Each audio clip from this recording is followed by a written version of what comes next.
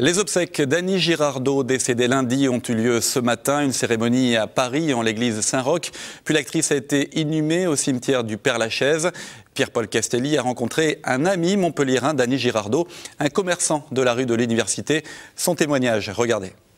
Pour Manu, restaurateur à Montpellier, ce vendredi matin a un goût amer.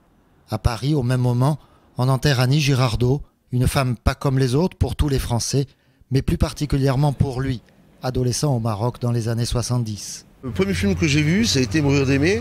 En fait, au Maroc, ça sort 2 ans après la France. Et au Maroc, il était interdit au moins de 18 ans. Et j'en avais que 13. Donc j'y suis allé. Je me suis faufilé dans la salle, j'ai vu ce film-là. Et depuis, je suis resté amoureux d'abord de cette femme.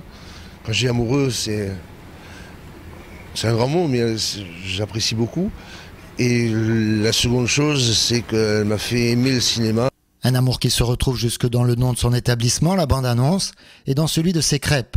Erotissimo, Le Dernier Baiser ou Vivre pour Vivre, les grands films de la Girardot. J'ai fait sa connaissance en 1977 à Montpellier. Je venais faire une avant-première, si j'ai bonne mémoire, du Dernier Baiser avec Maria Pacôme.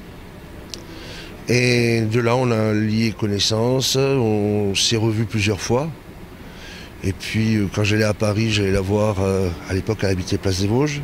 On se promenait autour de la place et puis les gens étaient là en train de parler avec elle comme si c'était une amie, une voisine.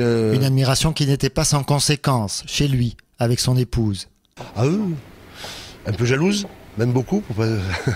Et à chaque fois qu'il y avait une émission à la télé ou un film comme ça, elle disait « Tiens, il y a ta chérie qui est là. » Ah. Alors je savais qu'il ne fallait pas que je dise trop grand-chose, mais bon, elle savait très bien que c'était un amour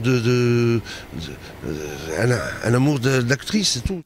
Maintenant qu'Annie est partie, pour Manu, il reste le souvenir des moments partagés avec une grande figure de la scène française, devenue tout simplement une amie.